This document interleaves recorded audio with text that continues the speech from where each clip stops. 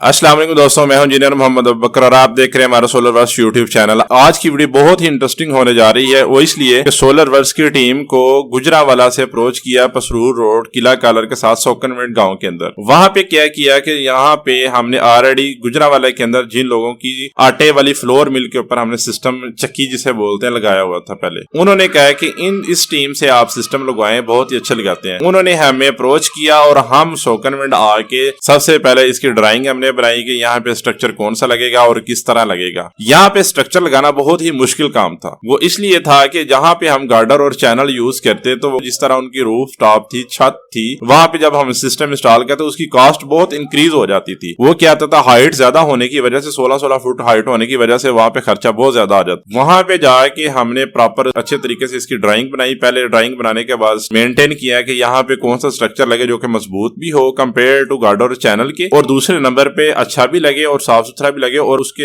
अलावा वो छत के ऊपर पूरा भी आ जाए पैनल। ये भी देखना होता है, ये नहीं कि सिस्टम को लगा देना होता है, ये नहीं होता है। उससे पहले हमने उसकी पूरी कैलकुलेशन करनी होती है, ड्राइंग बनानी होती है। ड्राइंग बनाने के बाद उसको देखना होता है कि यहाँ पे हमारे पैनल कितने लगेंगे और किस तरह लगेंगे, उसकी कॉस्ट क्या आएगी। डिपेंड ऑफ कॉस्ट वेरी कर रही होती है, उसके बाद उसकी सेफ्टी वेरी कर रही होती है कि यहाँ पे वेदर्स की जब चेंजिंग्स होती है, हवा का प्रेशर ज्यादा होता है, ये स्ट्रक्चर पूरे के पूरे पैनल जो है हवा के अंदर उड़ जाते हैं, उसको भी हमने देखना होता है कि बचाना होता है। यहाँ पे थी 3 साइड्स, 1, 2, 3 के छत से, जहां पे उन्होंने कहा यहाँ पे हमारे एलिवेटेड स्ट्रक्चर ना लगाएं, यहाँ पे हमारे L2 स्टैंड लगाए। और दूसरा ये था कि यहाँ पे एक और आपको चीज बताने जा रहा हूँ, यहाँ पे जो छत थी वो सिर्फ और सिर्फ ऊपर क्या कहते हैं कच्ची छतें थी इनकी, जो कि पहले ओल्ड छत होती थी, बाले वगैरह उन्होंने डाले होते, गार्डर वगैरह डाले हुए थे, उसके ऊपर टाइल लगाई हुई थी। हम टाइल के ऊपर क्या इतना बड़ा रिस्क ले नहीं सकते थे कि स्ट्रक्चर को खड़ा कर दें। दूसरा हम ये कि जब भी हमने सिस्टम लगाना होता है, जब हवा का प्रेशर ज्यादा होता है और टाइल वगैरह जो होती है उतनी मजबूत नहीं होती कंपेयर टू लेंटर, ठीक है। लेंटर वाली छत होता है वो आपको भी पता है वो मजबूत होती है एज टू कंपेयर टू कच्ची छतों के। यहाँ पे सिस्टम को लगाया जाता है बड़े अच्छे तरीके से, उसकी कैलकुलेशन करके लगाया जाता है कि स्ट्रक्चर मजबूत भी रहे और उसके बाद हमारा स्ट्रक्चर जो है वो अच्छा भी लगे। यहाँ पे हमने गैल्वेनाइज स्ट्रक्चर को प्रेफरेंस किया। यहाँ पे हमने गैल्वेनाइज एलिवेटेड स्ट्रक्चर बनाया जो कि वीडियो के अंदर आपको नजर आ रहा होगा, और इसके ऊपर हमने पैनल भी लगा दिए और इसको मैनेज करके कि कुछ पैनल हमने इधर लगा दिए, कुछ पैनल पीछे जो उनका छाती वहां पे लगाए, लेकिन हमने उनकी जो कच्ची छाती उसको कैंसिल करके उसके नीचे हमने स्ट्रक्चर को खड़ा किया। और दूसरे नंबर पे यहाँ पे ये स्ट्रक्चर लगाते दफा एक और बड़ी परेशानी आ रही थी, वो ये थी साथ इनकी ट्रांसमिशन लाइंस गुजर रही थी, जो कि लाइन जो थी बिल्कुल करीब थी।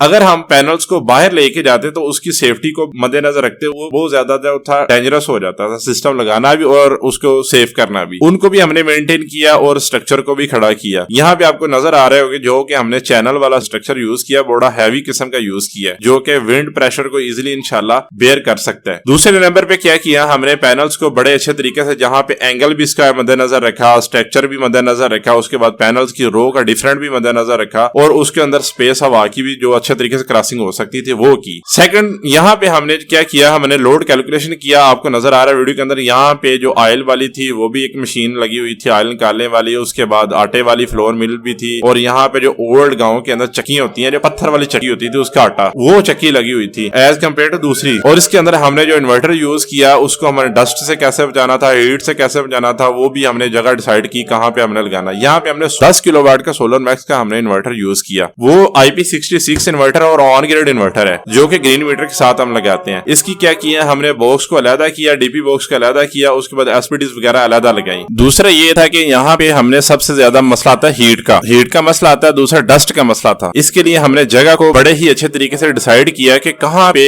इस इन्वर्टर को हैंग किया जाए। वो हमें एक ऐसा थोड़ा सा रिसर्च करने के बाद एक जगह मिल गई, वो थोड़ी सी बेसमेंट के अंदर थी, वहां पे हमने इन्वर्टर लगा दिया और केबलें जहाँ पे डक्ट पट्टी हमारी और केबलें वगैरह 3 फेज की केबल्स और पूरे इंडस्ट्री की केबल जो है इजिली अप्रोचेबल हो, वहां पे भी हमें इजी रास्ता मिल गया।